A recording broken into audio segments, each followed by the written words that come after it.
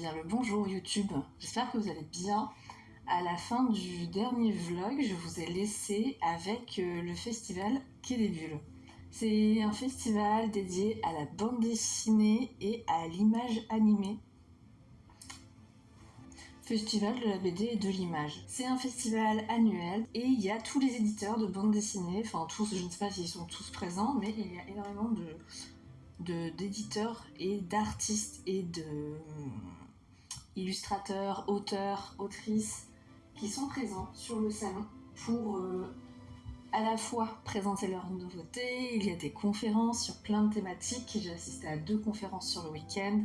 Voilà, il y a plein de choses qui s'y passent et donc il y a une espèce de grande halle, un grand hall, je sais pas comment dire, avec tous les éditeurs qui vendent leurs livres et les auteurs en dédicace. Donc c'est l'occasion de les rencontrer et de découvrir de nouvelles histoires. Pour le coup, à la base, j'ai pas du tout la culture bande dessinée. Mais alors, pas du tout. J'ai la culture livre depuis très très longtemps, j'adore lire. Et c'est vrai que j'ai vraiment, je crois, découvert le monde de la bande dessinée.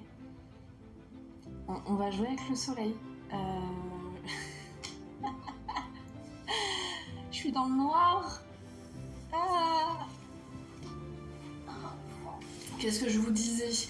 Donc à la base, je n'ai pas la culture de la bande dessinée et c'est vraiment en découvrant le festival et que j'ai découvert plein d'auteurs, surtout par le biais des illustrations. J'ai un passif d'historienne de l'art, j'ai fait des études en art, après j'ai travaillé pour des musées, des collectionneurs privés et j'ai toujours eu une appétence, un goût en tout cas pour l'univers de l'illustration. Du coup, j'ai découvert qu'à travers la BD, il y avait de plus en plus des travaux d'illustrateurs beaucoup plus contemporains, beaucoup plus hors de l'image qu'on se fait d'une bande dessinée traditionnelle. On en sort énormément depuis très longtemps, mais j'étais pas du tout dans cet univers. Donc c'est vrai que Quai des Bulles, ce festival m'a permis de découvrir davantage d'auteurs et d'histoires et d'illustrateurs. J'ai fait le festival pour la première fois il y a 2 ans et je n'y suis pas allée l'année dernière parce que j'ai très vite compris qu'il fallait une petite tirelire. En tout cas, moi je suis très faible. Vous allez le voir, je suis une personne très faible. Après, je vais vous montrer la sélection qu'on a fait à 2. On était 2 sur le coup. Donc on a tous les deux... alors notre chance c'est qu'on rebondit un petit peu sur les goûts de chacun, donc on peut lire les livres que l'autre achète. Donc je vais un peu vous montrer tout ce qu'on a pris à 2. Et aussi, je sais que c'est énorme et c'est vraiment, j'ai limite mis de côté comme on met de côté pour les vacances, pour le festival. Parce que je n'achète jamais de bande dessinée en dehors durant l'année. J'attends Quai des Bulles. J'attends vraiment Quai des Bulles pour avoir les bandes dessinées, pour les acheter auprès directement des éditeurs ou des libraires qui sont présentes. Et c'est l'occasion, quand il y a les auteurs que j'aime bien, d'aller les rencontrer. Donc vraiment, donc c'est vraiment le moment de l'année où j'achète des BD. Donc là j'en ai pour 6 mois. Enfin je suis partie dans l'idée où j'en avais pour 6 mois, sauf que j'en ai déjà eu la moitié. Spoiler, elles sont super. Donc du coup je vais vous montrer un petit peu tout ce qu'on a pris. Je vais commencer tout ce qu'on a pris, Moi j'ai découvert beaucoup d'auteurs, beaucoup de choses. J'ai que des découvertes, je crois qu'il y avait personne. Si, il y a un livre, je vais commencer par celui-là. Cette bande dessinée, la bande dessinée qui est à l'origine de la série sur Arte. Donc c'est la bande dessinée qui s'appelle Libre, qui est réalisée par Digli et Ovidi. Digli, j'ai plein de livres de Digli, j'adore son travail d'illustration, c'est hyper beau. Le titre c'est Libre manifeste pour s'affranchir des dictates sexuels. J'ai pas du tout pris des livres très engagés et cette édition était très engagée, donc c'était hyper chouette de découvrir des auteurs à la fois engagés sur des sujets qu'on ne maîtrise pas toujours très bien. Donc écoutez, c'était l'occasion et vous allez voir par la sélection qu'il y a une direction artistique dans tout ça. Sur la quatrième de couvre, on a la seule certitude qu'il nous reste en matière de sexe. Nous sommes les seuls décisionnaires de ce que nous faisons de notre corps et rien ni personne ne devrait jamais nous dicter notre conduite. Signé Ovidie. Donc ça, c'est une nouvelle édition revue et enrichie. Donc celui-là, je ne l'ai pas encore ouvert pour le coup. Il est aux éditions Tapas. Les textes sont d'Ovidie et les dessins et couleurs sont de Digli. Tiens, si je vous dis l'avant-propos, la première édition de Libre est parue en octobre 2017 en plein cœur du mouvement MeToo. Avec Digli, nous venions tout juste de recevoir nos exemplaires lorsque nous avons réalisé qu'un mouvement massif était en train de traverser l'Atlantique pour venir éclater en France et dans le monde entier. Nous avons pris conscience que quelque chose d'important était en train de se jouer. Sur Internet, des millions de femmes faisaient union derrière le même hashtag, le même traumatisme commun d'avoir été abusées, agressées, V. Avec notre petit manifeste illustré à la main, Digli et moi n'étions qu'un grain de sable dans l'immensité de la rupture civilisationnelle qui était en train de se produire sous nos yeux. J'ai oublié de préciser, c'est vrai qu'à la base j'ai créé cette chaîne pour partager mes projets professionnels, mon quotidien de photographe. Au-delà de ça, on remarquera souvent dans mes arrière-plans que j'ai bien d'autres passions. Notamment le papier avec de l'encre dessus, beaucoup. Et c'est vraiment mes échappatoires, ça m'inspire, ça me permet aussi de sortir le nez des écrans. Ça parle de plein de choses, celui-ci, ça parle de polyamour, ça parle de couple, ça parle d'orientation, ça parle de corps, bien sûr, ça parle de contraception, de tabou. Écoutez, ça a l'air super. J'ai une passion pour le sujet, la thématique de l'estime de soi. Et j'ai trouvé un livre qui en parle, une BD, c'est un joli petit pavé, comme ceci. Et ça s'appelle Estime de soi et fin du monde. De Luc Hailey, je ne sais pas comment ça se prononce, H-E-A-L-Y, je vous écris les noms des auteurs, les titres, tout ça. C'est aux éditions Cambourakis.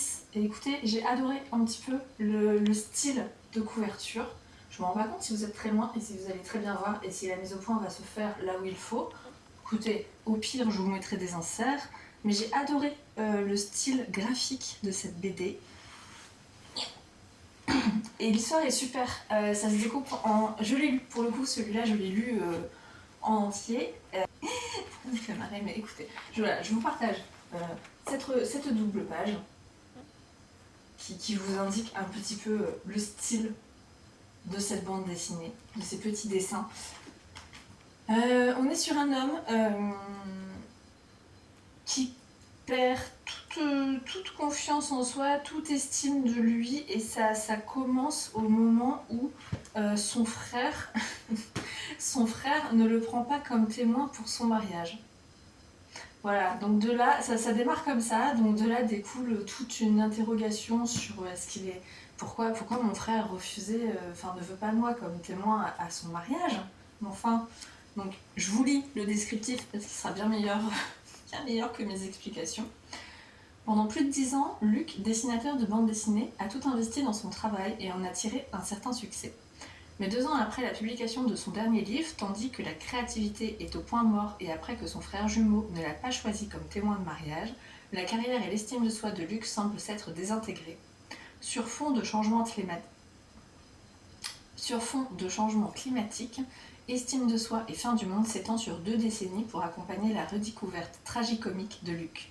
Entre multiples tentatives et reprises en main grâce à des manuels de développement personnel, écriture d'un scénario policier pour pimenter un séminaire de cohésion d'entreprise et participation à l'adaptation cinématographique catastrophique d'une œuvre de jeunesse, Luc ne cesse de chercher la place qui lui revient dans un monde qui s'effondre autour de lui.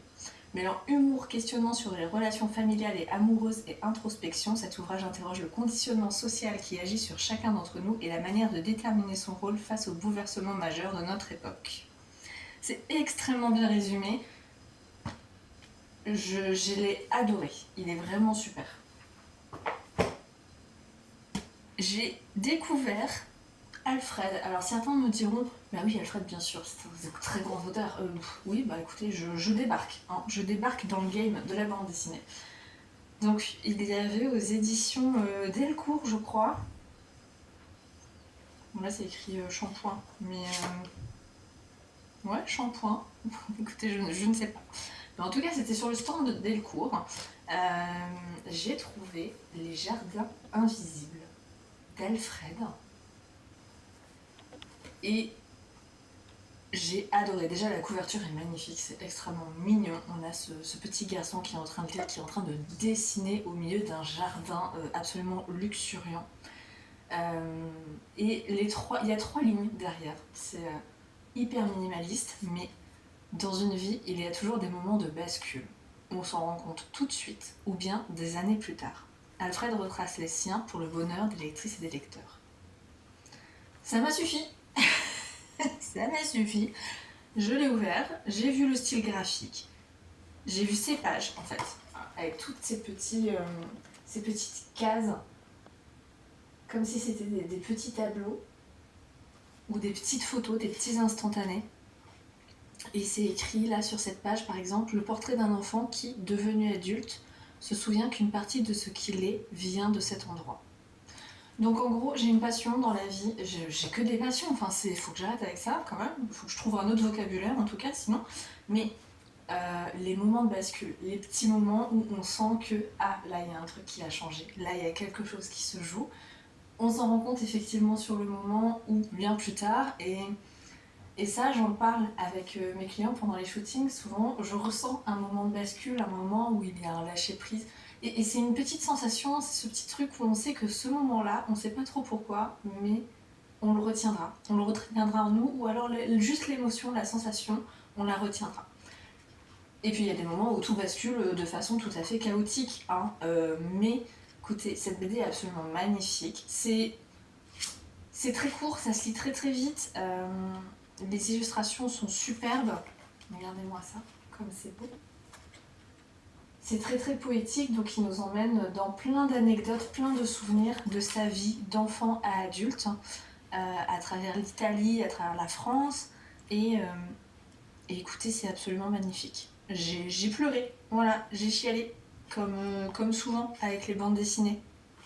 J'ai pris un autre livre du même auteur du coup, parce que sur le festival, ils en profitent pour ramener des exemplaires limités, des éditions limitées ou des éditions très spéciales. Donc du même auteur. Alors il n'y a rien sur le livre, mais écoutez, regardez-moi cette magnifique couverture.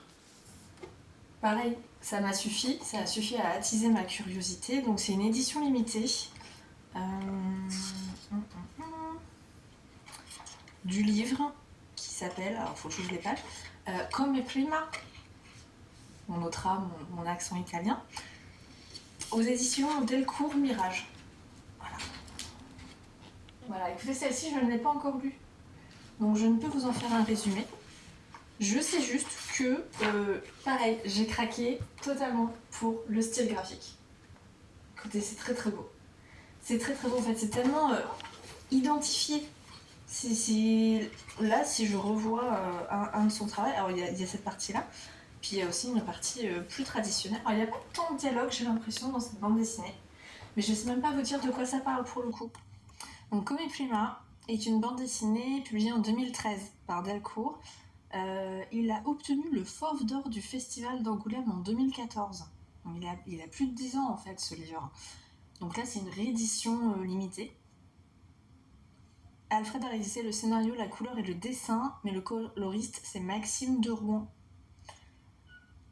Road Movie mettant en scène 2 frères dont le père vient de mourir dans l'Italie du début des années 60, l'album a connu un certain succès. Et il y a eu une adaptation en 2021. Alors il y a eu deux adaptations, une au cinéma et une en spectacle musical.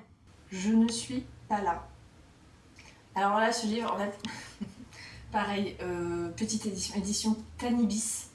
La 4e de couverture, hyper jolie aussi. Mais en tout cas, j'ai été très intriguée par cette couverture. Du coup, j'ai commencé à le feuilleter. Et c'est, encore une fois, graphiquement quelque chose que tu ne vois pas partout. Impossible. C'est extrêmement photographique. Très cinématographique aussi. C'est tout en noir et blanc. Et il y a juste quelques petits dialogues comme ça. Parfois, juste des petites phrases comme ça sous les carrés. J'adore ce style, cet univers. Et écoutez, j'ai vu, je l'ai feuilleté rapido, j'ai vu des parents malades et une fille qui fait de la photographie, bah écoutez, ça m'a suffi à m'identifier. Voilà. Mais non, très très beau. Je l'ai lu, du coup, ça se dévore en une demi-heure. Mais c'est un livre sur lequel on a envie de revenir et de feuilleter parce que en termes d'image, de cadrage, de storytelling, même sans bulle, sans action particulière, enfin il n'y a pas un truc de ouf qui se passe dans ce livre, vous voyez. Si je prends, j'avais pris je crois un petit résumé. C'est une autrice canadienne, Gégé. Donc Je ne suis pas là est le premier album de l'autrice canadienne Gégé après plusieurs récits courts publiés entre 2014 et 2017. Une jeune femme immigrée de seconde génération s'occupe tant bien que mal de ses parents âgés. Seule face à ses responsabilités familiales, elle semble trouver un exutoire dans la pratique amateur de la photographie. Au cours d'une dérive urbaine, elle photographie par hasard quelqu'un qui lui ressemble.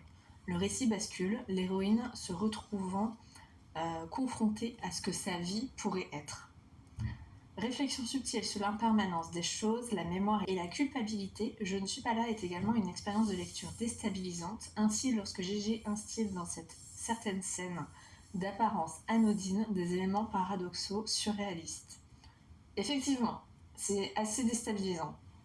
Avec son dessin en fines nuances de gris, ses compositions sophistiquées et sa narration originale empruntant certains procédés au cinéma de la nouvelle vague, Gégé parvient à créer une atmosphère trouble et mélancolique à nul autre pareil. Effectivement, c'est super. Je vous la recommande si vous aimez voilà, la belle bande dessinée, le beau livre avec vraiment des images, un dessin, un style graphique très très marqué. Je ne suis pas là. J'ai pris Flouéran. Magnifique style graphique. Celui-là, je l'avais repéré, je l'avais vu en librairie, je crois. Donc Plouéran d'Isabelle Del Real. C'est Plouéran à vélo de la Bretagne à l'Iran. Et regardez la beauté de ce livre. C'est magnifique. Toujours aux éditions Delcourt Ancrage. Et le résumé derrière, c'est pourquoi partir si on ne sait pas où on va? Qu'est-ce qui nous pousse à aller chaque jour chasser la ligne d'horizon, la prochaine forêt, le prochain col, la prochaine mer? Plouéran est un récit de voyage, un roman d'apprentissage et surtout, après de nombreuses rencontres insolites, une grande histoire d'amitié. Ça va me faire voyager, je pense. Donc je me le garde un peu pour cet hiver quand vraiment je serai en mode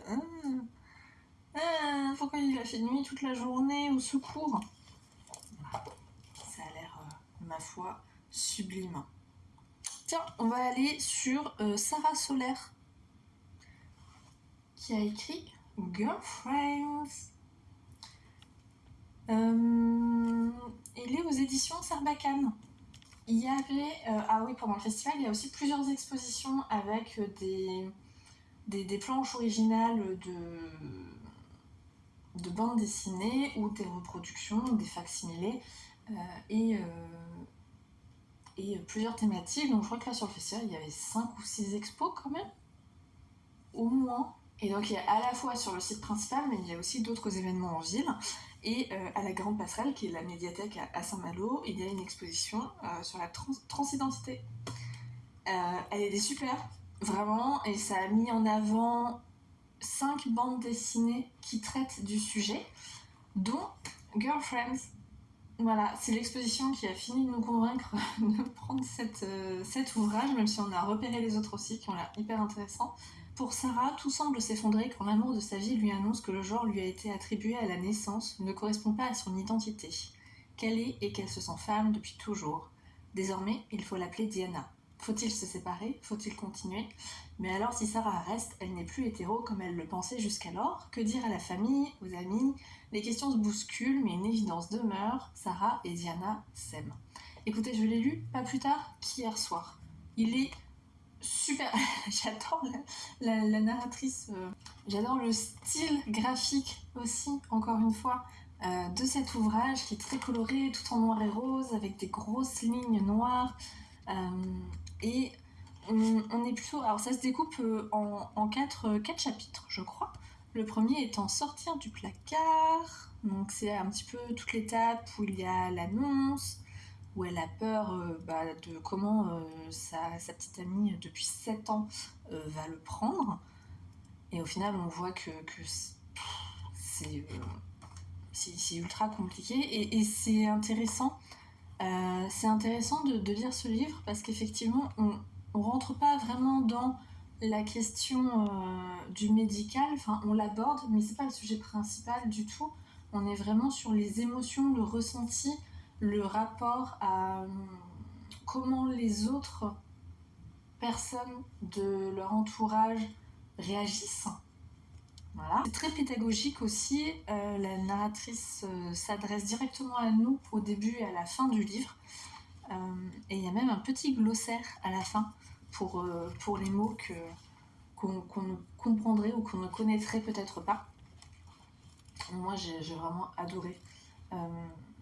C'est typiquement des sujets où je me sens encore un peu maladroite et du coup, je me documente tout le temps. Et ça fait vraiment partie de ces ouvrages qui aident, qui sont un pas de plus vers la compréhension et je l'espère la tolérance des gens. Ensuite, Sylvain Bordesoul, Azur Asphalt, qui a reçu le prix ADHGP durant cette édition du festival. Très très bien, je l'ai aussi tout à fait dévoré. Donc, résumé, il y a des gens qui changent de ville, moi j'ai pas bougé de quartier. Je sais pas si c'est que j'ai pas eu les couilles de tenter ou si c'est la vie. Tout se gagne à l'arraché pour Candice et Mélissa. Les deux sœurs solidaires et solaires livrent leur quotidien, leurs galères et leurs envies sans mâcher leurs mots. Un récit en immersion dans l'existence de deux femmes avec pour horizon la Méditerranée. Donc c'est une histoire qui se passe à Nice, si je ne dis pas de bêtises, là où a grandi Sylvain et ses deux sœurs. C'est vraiment Candice et Mélissa, donc c'est vraiment les deux protagonistes de l'histoire. Ils s'inspirent vraiment de leur vie réelle et c'est des moments de vie, c'est d'une simplicité. Moi, ça m'a rappelé énormément de souvenirs, ce livre, de quand j'étais plus jeune. Et on est aussi sur un style graphique qui est absolument génial. Écoutez, on est non seulement sur un livre qui est très social, et avec un style, une patte très précis. Il y a tout un vocabulaire aussi, des expressions. On vit leur passion amoureuse, leurs problèmes parfois de santé, même la rivalité qu'il peut y avoir, même si elles s'entendent très très bien, ces deux sœurs, il y a toujours des petites choses insidieuses. Et moi, c'est un livre qui m'a beaucoup touchée en tout cas, j'ai beaucoup aimé. J'ai découvert une autrice. Alors, c'était directement le stand de l'autrice. Elle est rennaise et elle était là justement pour trouver une maison d'édition pour diffuser à la Racine. Voilà, typiquement le genre de truc vers lequel je vais. Donc je suis allée à son stand. Il y avait j'ai pris des petites cartes postales aussi, c'est très mignon. Faut que je les mette sur mon mur d'inspiration. On est sur un travail très brut, très art brut, très instinctif. C'est toujours chouette de pouvoir demander directement, poser des questions, comprendre un petit peu par les mots de l'autrice le propos de son livre, sachant que c'est quand même un beau bébé, c'est un très gros pavé pour une bande dessinée, enfin pour un roman graphique. C'est très poétique aussi, très très poétique. Nous devons accepter une chose simple, on ne guérit pas ses ancêtres. Les racines meurtries le seront toujours. Une enfant devenue femme tente de déchiffrer les résonances du passé à travers les méandres des traumatismes familiaux. Un récit universel sur l'héritage transgénérationnel et son dépassement qui nous invite à plonger au cœur de nos racines. Tracer une voie plus libre au présent, c'est consoler l'avenir. Voilà, je lui ai demandé du coup combien de temps elle avait mis à réaliser cet ouvrage. 7 ans. Elle a passé 7 ans sur cet ouvrage. Là, je tombe sur une page que je n'avais pas encore vue. Je ne l'ai pas encore lue. Et parce qu'on se disait, on a parlé de la rapidité de consommation à lire un roman graphique ou une bande dessinée. C'est vrai que ça va très vite à lire. Et elle me disait, ouais, alors j'espère que les gens prendront leur temps, en tout cas, parce que c'est vraiment... on sent qu'il y a un processus long, il y a un temps long dans cet ouvrage, qu'il y a eu beaucoup de cœur à l'ouvrage. Et c'est absolument magnifique, écoutez. Qu'est-ce que vous voulez que je vous dise de plus, hein? Moi, je ne suis que peu de choses face à ça. Je ne suis vraiment que peu de choses. Non, c'est très très beau. J'ai très très hâte. Il y a plusieurs médiums aussi. Non, mais forcément, ça touche.